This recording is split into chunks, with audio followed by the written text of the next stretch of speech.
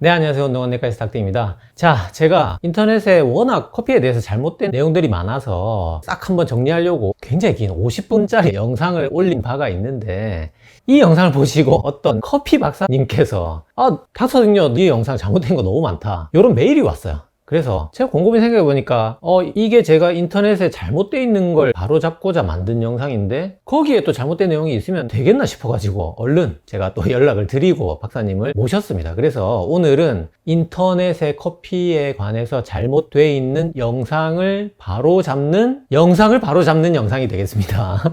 그래서 한국커피과학회 학술운영위원으로 지금 활동하고 계신 말 그대로 정말 커피 박사님이십니다. 지금 너무 이력이 많아서 제가 자막으로 나머지 띄워드릴 거고요. 자, 우리 이승훈 박사님 소개하겠습니다. 네, 커피 연구하고 있는 이승훈이라고 합니다. 아이고, 이렇게 멀리까지 와주셔서 감사합니다.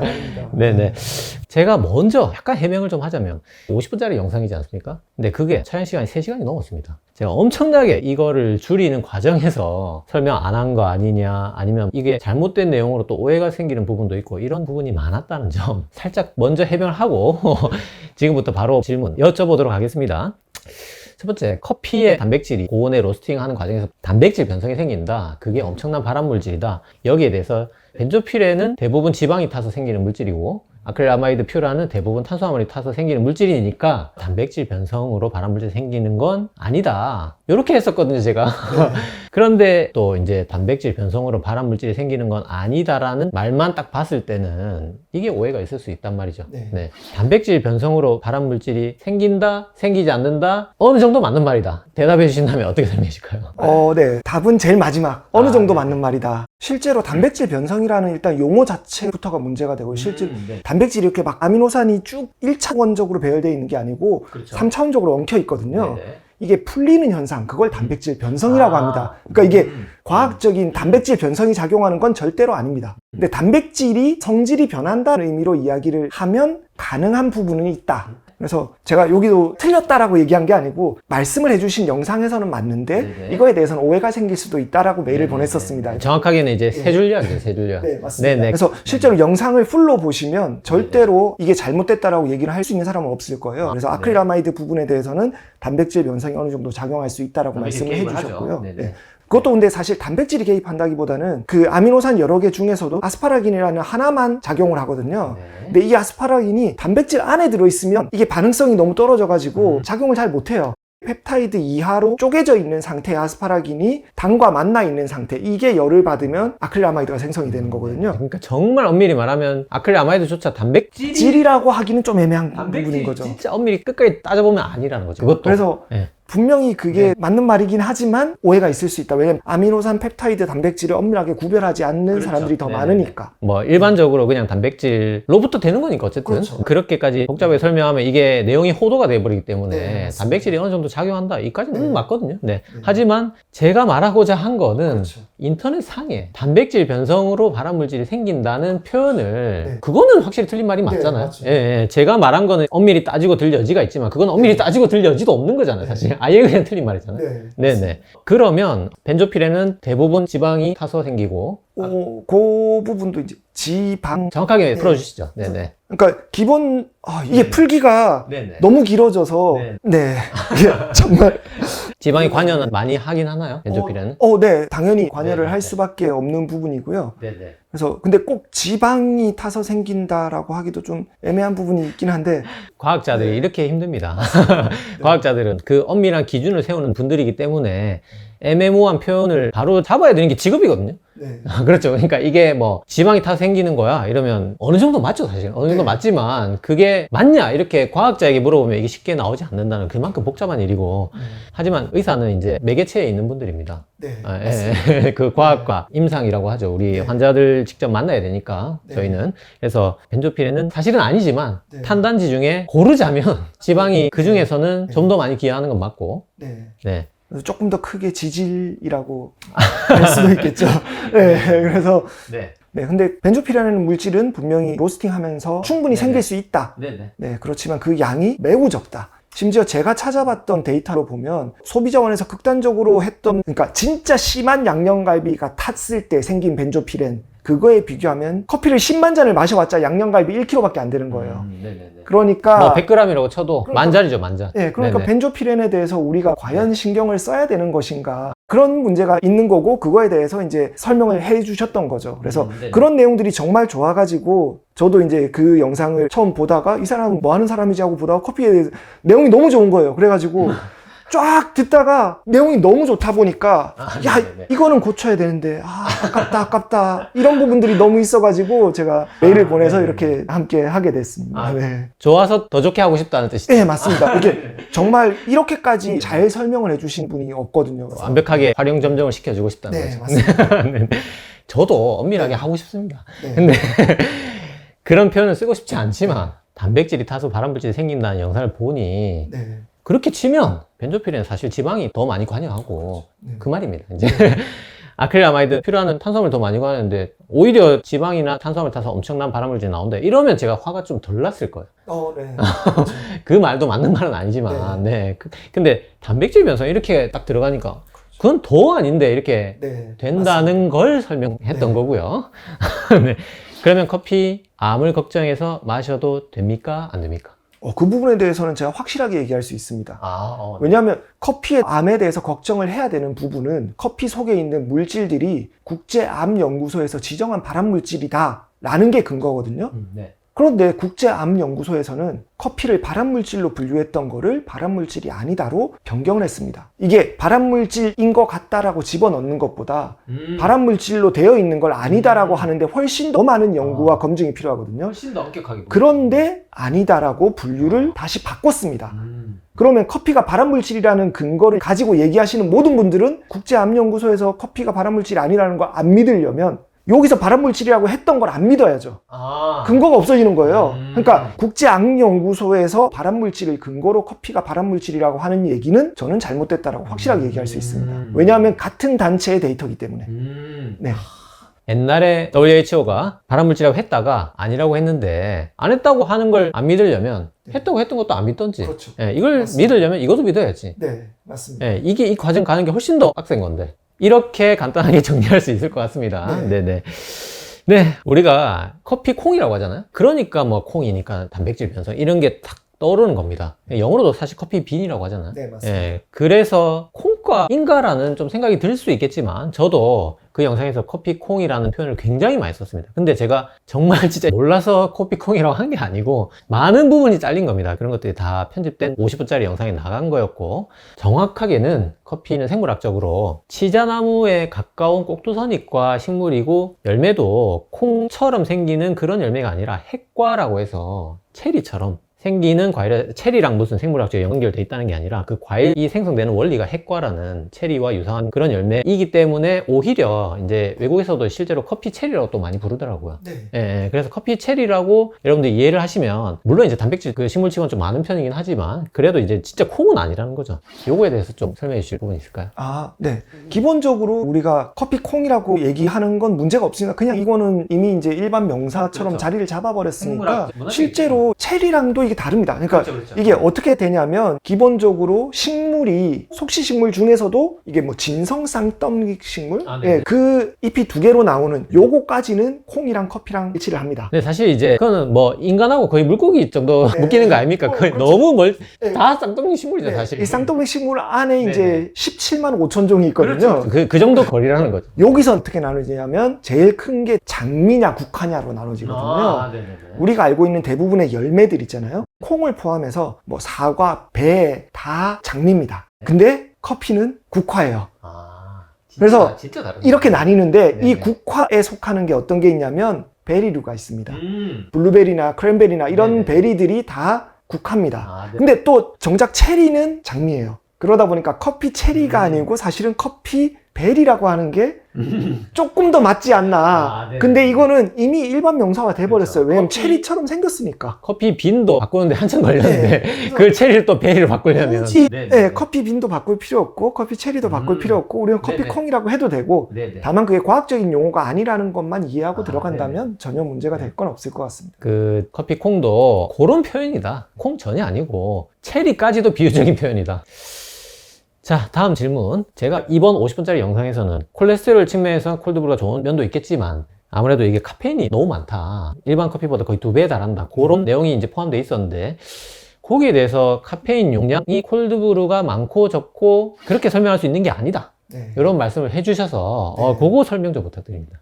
네. 사실 콜드브루 카페인 함량에 대해서는 정말 다양한 오해들이 있어 왔고, 실제로 콜드브루가 처음 한 2010년 정도에 확 유행을 했던 적이 있는데, 그때 콜드브루는 저온에서 내리니까 카페인이 없다 라고 이야기를 초반에는 하면서, 오히려 없다는 오해가 네. 있네요. 네네. 근데 막상 함량 측정해보니 있는 거예요. 심지어 어떤 경우는 더 많기도 하고. 그렇죠. 네네. 그래서 이게 문제는 뭐냐 하면 결국은 커피를 얼만큼 썼냐가 좌우합니다.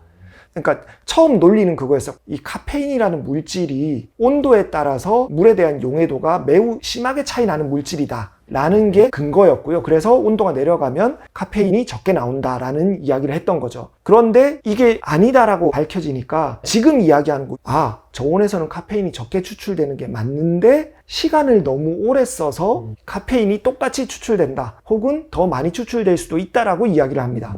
실제로 일반적인 커피는 20초에 에스프레소 한 샷이 나오잖아요. 근데 이거는 뭐 많게는 20시간을 내린다 그러니까 그러면은 3600배, 10시간이면 이제 1800배가 나와야 되는 건데, 그러면은 원래 1800배 이하로 나와야 될 게 시간을 1800배를 더 줘서 1800배가 나오는 것이냐.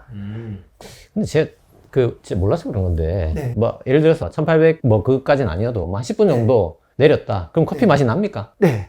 그래도 납니까? 그러니까 콜드브루를 좋아하시는 분들은 정말 10분 만에 이걸 끝내도 콜드브루 나쁘지 않은데 하고 이 커피를 마십니다. 그러니까 콜드브루 어떻게 만드는 겁니까, 그러면? 그 찬물에다가 네. 커피를 어떻게 해가지고 넣는 겁니까? 그냥 부어 놓습니다. 그러니까 로스팅 해가지고 갈아서 그냥 커피 물만 가루를 조금- 맥심 타듯이 그냥. 예. 그렇게 해놓고 네네네. 냉장고에다가 2시간에서 12시간 박아놓고 꺼내서 필터하면 콜드브루가 됩니다. 필터를 한다는 커피 찌꺼기를 가리기 위해서. 네. 예, 그렇게 하면 되는데, 네. 그럼 10시간은 왜 내리는 겁니까? 그냥 10분 만에 내리면 되는데. 네. 그게 이 부분이 과학적으로 증거가 없는 거라 제가 네네네. 바리스타적인 바리스타적으로. 입장에서 나온다고 네네. 하면 네. 이게 더 맛있어요. 그러면 제가 궁금한 거는 맛이 다르면 카페인도 다르지 않겠냐 이 말입니다. 그렇죠. 카페인도 다르고 성분도 다르겠죠. 그러니까 오래 내리면 카페인이 더 많을 수 있는 건 아닙니까, 그거는? 오래 내렸을 때 카페인이 더 많을 수는 있습니다. 네네. 그런데 그게 핵심적인 차이가 아니라는 거죠. 커피 10g 더 넣으면 더 나온다는 거죠. 그러면 일반 아메리카노랑 콜드브루랑 카페인이 누가 많습니까? 그렇죠. 결국은 그러니까 뭐가 문제냐면 물에 카페인이 얼만큼 녹을 수 있는가가 문제거든요. 우리가 카페인은 실온에서 2.2% 녹고요. 100도가 가면 66.7% 녹습니다. 30배 올라갑니다. 그러니까 카페인이 온도에 대해서 물에 대한 용해도 차이가 매우 큰 물질이라는 게 사실입니다. 문제는 카페인이 실온에서 2.2% 녹는다 그랬잖아요. 네. 근데 우리가 콜드브루를 일반적으로 추천되는 함량 비율이 커피 100g에 물 1리터입니다. 그러면 커피 100g 속에는 카페인이 최대 2%라고 하면 2g입니다. 그럼 2g을 녹이려면 물 100ml만 있으면 돼요. 네. 근데 우리가 물을 1000ml를 넣어주고 있거든요. 그러니까 커피 속에 있는 모든 카페인이 다 녹을 만큼의 10배를 물을 때려 넣어주고 있는데 그 안에서 우리가 시간을 조절하는 게 무슨 의미가 있냐 이거죠. 제가 정리해 볼게요. 예. 네. 카페인은 분명히 온도에 따른 용해도 차이가 엄청나게 있습니다. 그렇죠. 있지만 차가운 물로 해도 그 안에 있는 카페인 뺄 정도는 충분하다. 그래서 결국 커피 콩을 얼마나 넣느냐의 문제지. 그렇죠. 거기 있는 거 다 뽑아낸다. 뭐 뜨겁든 차갑든 뭐 시간을 뭐 어떻게 조지든 그냥 막 이 정도는 다 뽑아낸다 그냥. 네, 다만 시간이 줄어들면 이제 그 안에 있는 성분들이 충분히 나올 수 있는 시간이 안 될 수는 있으니까 물리적인 세포 벽을 빠져나오는 침투력? 그것에 시간이 들어갈 뿐이지 화학적으로는 그 지속 시간이 아무 의미 없다. 이제 다 알겠습니다. 네네. 어쨌든 에스프레소도 20초라 하더라도 온도가 높으니까 다 뽑아내고 콜드브루는 온도가 낮아서 용해력이 낮아도 양이 많으니까 다 뽑아내고. 그리고 거기 있는 것들은 지속 시간이 길다기보다는 새로운 물로 더 뽑아내줘야 조금 더 나올 수 있는 정도. 이제 알겠습니다. 그러면 콜드브루냐 핫브루냐의 차이로 갈릴 건 없다? 네, 그렇죠. 네네네네. 그러면 제가 통계를 잘못 가져온 건 아니거든요. 네. 예, 우리나라 지금 시중 프랜차이즈에 평균적으로 아메리카노보다 콜드브루가 2배 많은 건 맞죠? 그거는 통계를 누가 어떻게 조사를 했냐에 따라 다릅니다. 왜냐면 당장 제가 스타벅스 거를 조사를 했던 거가 콜드브루 톨 사이즈는 카페인이 155, 네. 아이스크림 커피 톨 사이즈는 140, 오늘의 커피 톨 사이즈는 260. 커피 아, 아메리카노 그- 톨 사이즈는 150. 그러니까 스타벅스에 조사하면 그렇다는 거죠. 네, 그러니까 스타벅스 기준으로 보면 이렇게 나오는데 네. 그때 그 영상에서 보여줬던 조사상으로는 거의 뭐 2배 가까이 네. 차이가 났었으니까. 그 제가 가져온 자료는 모든 프랜차이즈 평균입니다. 네, 그러니까 그 네. 모든 프랜차이즈가 모든 커피를 그 N을 어떻게 조사를 했냐에 따라서 어디는 콜드브루에 카페인이 많은 프랜차이즈들이 콜드브루 메뉴가 100개가 있다. 그리고 아메리카노 메뉴는 2개밖에 없다. 여기서 그렇죠. 여기서 조사를 많이 하면 그 N수를 프랜차이즈 개수로 하면 이거가 콜드브루 하나, 아메리카노 하나가 될 거고 이거를 프랜차이즈의 메뉴 개수로 하면 콜드브루 아, 100개 그렇게 한 건 아니고, 예. 그러니까 그거를 어떻게 조사하느냐에 따라서 얼마든지 바뀔 수 있는 데이터다. 아, 제가 가져온 거는 네. 유명 프랜차이즈 한 30 몇 개입니다. 네. 네, 30 몇 개, 그냥 아이스 아메리카노 하나,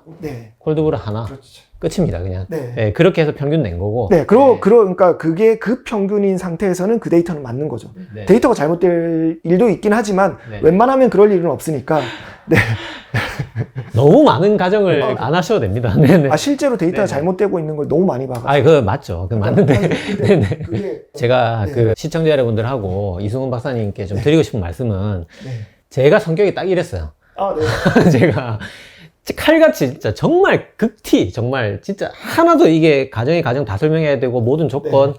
그렇게 하면은 진료를 볼 수가 없더라고요. 네, 맞습니다. 예, 유튜브 설명도 안 되고. 네. 그러니까 저는 본심은 이렇습니다. 네. 여러분도 아셔야 됩니다. 근데 정말 러프하게, 정말 그로스하게 최대한 그냥 설명하려고 하다 보니 네. 우리나라에 그냥 제일 유명한 프랜차이즈 30 몇 개 딱 뽑아가지고 그 중에 아이스 아메리카노 한 개, 뭐 네. 당연히 아메리카노 얼마나 많겠습니까? 뭐 투샷도 네. 있고 뭐 롱 뭐 그란데 뭐 5만 다 있을 거예요. 그냥 네. 제일 많이 사 먹는 아메리카노 한 개. 네.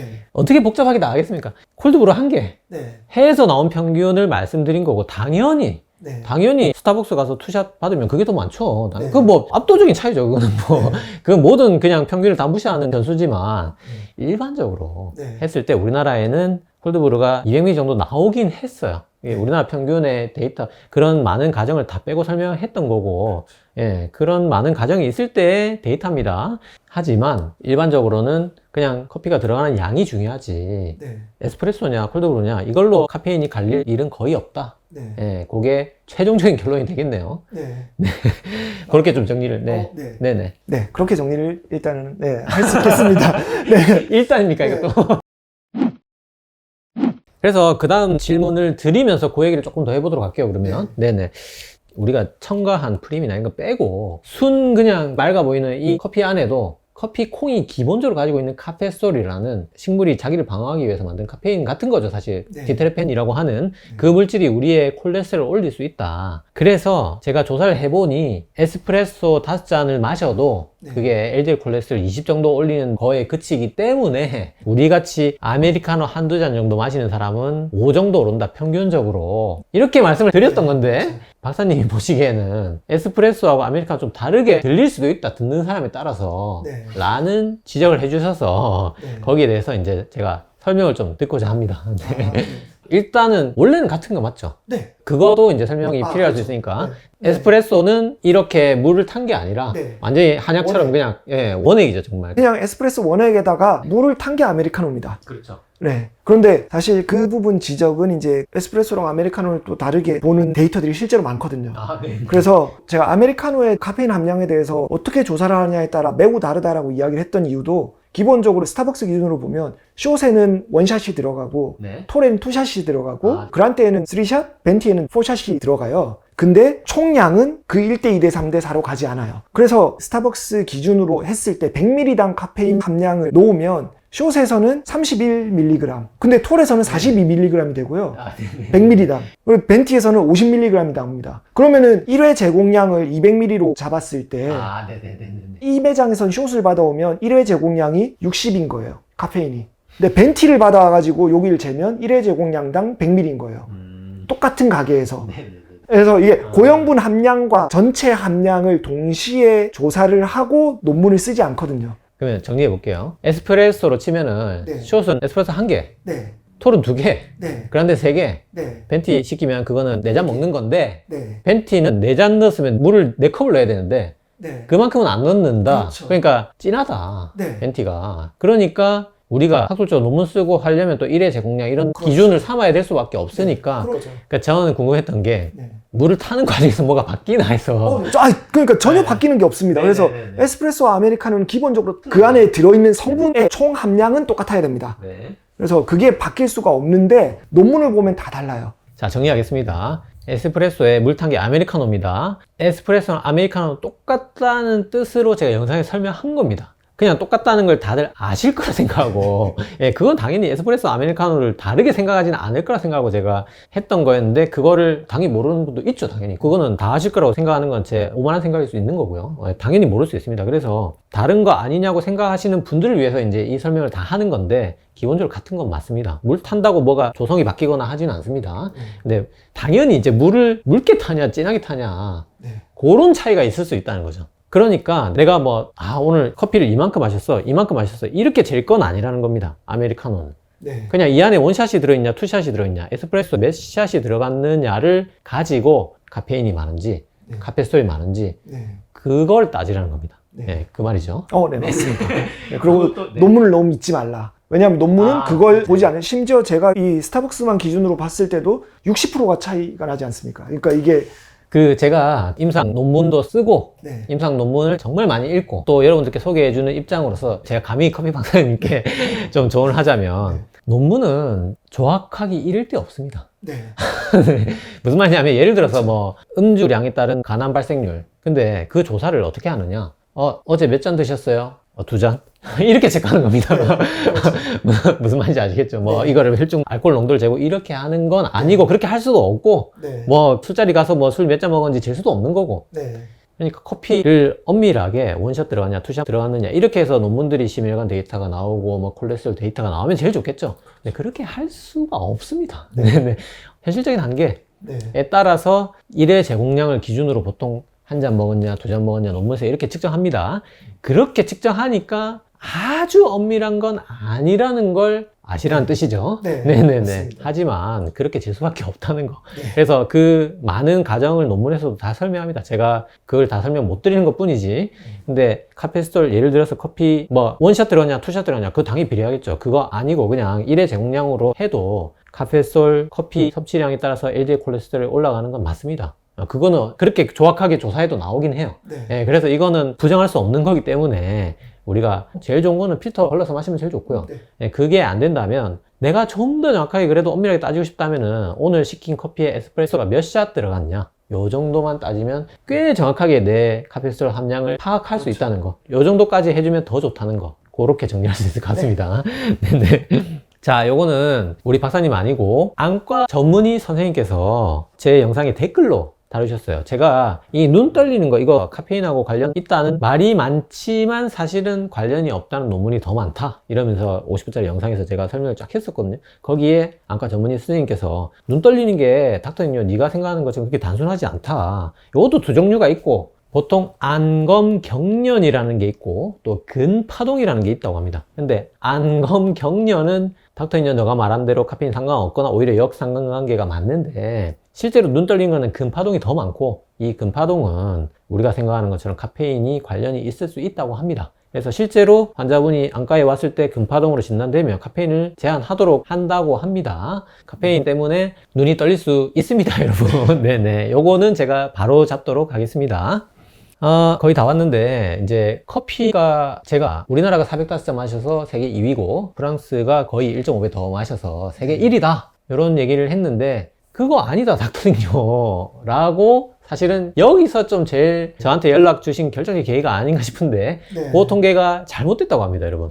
그래서 요거에 대해서 좀 여쭤보고 설명 듣도록 하겠습니다. 네. 요 내용 같은 경우는 정확히 2022년부터 나오기 시작했습니다. 2020년 발표상으로 프랑스는 551잔, 한국은 367잔이다. 인데 이게 2022년 2월에 요거는 이야기할 수 있는 게 이 기사는 잘못된 게 아닙니다. 머니투데이에서 중국에서 커피가 엄청나게 뜨고 있다 라고 이야기를 했습니다.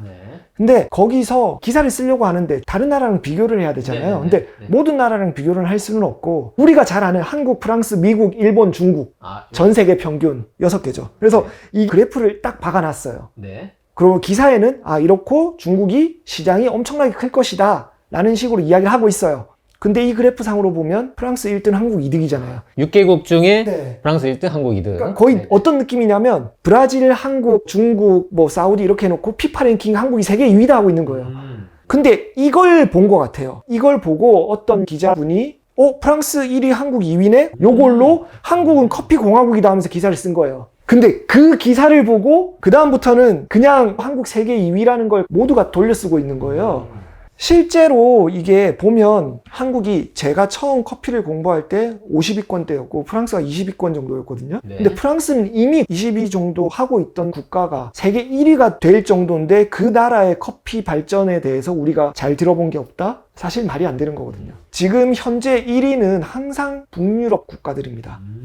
핀란드, 노르웨이, 스웨덴, 덴마크 얘네들이 미친 듯이 커피를 마십니다. 아, 왜 이렇게 맛있을까요, 거기는? 가장 유력한 설은 얘네들은 이게 백야가 있고 극야가 있잖아요. 네. 극야에서 마실 수 있겠네요. 그렇죠. 네. 그래서 그런 걸 극복하기 위해서 커피를 권장했던 부분들도 있습니다. 그래서 스웨덴 쪽에서 피카라고 얘기를 하는데 카피를 반대로 이야기한 게 어원이 돼서 커피를 마시면서 시간을 보내는 거. 커피 브레이크죠, 일종의. 그 피카라는 단어가 일상적으로 사용이 되고 있고 여기서는 권장하는 그 노동 권리 거기에 커피 브레이크가 명문화가 돼 있어요. 정말 러프하게 물어보겠습니다. 네. 네, 우리나라는 예를 들어 뭐 400잔이라고 치면은 네. 온 국민이 매일 한 잔씩 마신다고 대충 네. 계산하면 걔들은 한 몇 잔 마시는 겁니까, 그러면? 그러니까 북유럽 애들은 평균이 하루 3잔 이상이에요. 야, 쩔어있네. 그러니까 평균이 하루 3잔이라는 양이 네. 무슨 뭐 나도 3잔 마시는 저도 3잔 정도 마십니다. 근데 이게 커피를 안 마시는 사람도 있어요. 평균이 3잔이라는 거는 네. 엄청난 양이죠, 이거 사실. 진짜 못 마시는 전 국민을 나눠서 네, 3잔이 네. 나온다는 거니까. 커피 좀 마신다고 하는 분이 7, 8잔 마셔야 마셔야 뭐 이제 하루에 3잔이 나오는 거죠, 평균으로 네. 나누면. 네, 그러니까 진짜 쩔어있는 게 맞고. 사실 건강적으로는 문제가 되지 않을까 싶기도 한데 저도 걱정이 되네요. 북유럽 분들 심장 건강이 우려될 정도로 네. 많은 데이터가 평균적으로 나온다. 네, 그래서 우리나라가 정말 많이 발전을 했습니다. 그래가지고 이제 한국은 20위 근처다. 우리나라 사실 아이스 아메리카노를 유럽처럼 즐기는 게 아니라 네. 문화가 아니라 네. 그냥 노동의 힐링 포션 같은 느낌으로 마셔서 사실 우리나라 카페인이 너무 쩔어있나? 좀 세계 2위라는 게 믿어질 만큼 네, 맞습니다. 조금 걱정됐는데 네. 20위권이라고 합니다. 그 언저리고 조금 더 올라갈 수는 있겠지만 올라가더라도 아직까지 뭐 북유럽 아유, 느님들의 그 쩔어있는 카페인 양을 따라가기 멀었다. 네. 한참 멀었고 네, 실질적으로 정말 세계 최상위권은 북유럽이다. 네. 우리는 많이 올라가봤자 1, 2위를 논할 수준은 아니다. 네. 네네, 그렇게 정리하면 될 것 같습니다. 문제는 이렇게 이야기를 하면 야 그러면은 유럽을 전부 다 EU로 통합을 시키면 한국이 2위 되는 거 아니야? 아이, 이러면서 그러니까 본인이 이렇게 이야기했던 거를 틀리게 만들고 싶지가 않은가 봐요. 그렇게 댓글 달면은 차단할 겁니다. 그래서 네, 그러지 않았으면 좋겠다. 그냥 한국이 2위라는 거 안 쓰면 돼요. 여기 데이터는 확실하거든요. 367잔이었고 지금은 뭐 405잔 정도라는 그 데이터는 맞다. 네네. 그렇게 쓰면 되겠습니다. 네. 마지막으로 엉뚱한 질문인데 커피를 왜 좋아하십니까? 처음 커피 좋아하게 됐던 건 그 전까지 저도 회사에 있으면서 네. 아까 에너지 드링크 대신 이제 커피를 먹었던 거죠. 근데 처음 배우면서 커피를 먹어봤는데 커피에서 단맛이 느껴진다? 신맛이 느껴진다? 상상도 못하고 있었는데 정말 새롭더라고요. 그리고 커피를 조금 더 파고드니까 과학이랑도 관련이 너무 많아요. 베토벤 커피 과학이 연결되고 바흐 커피 과학이 연결이 되고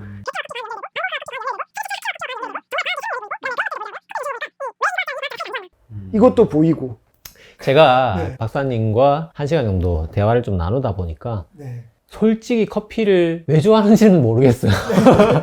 모르겠는데 네. 이건 알 것 같아요. 커피를 정말 좋아하시는구나. 네.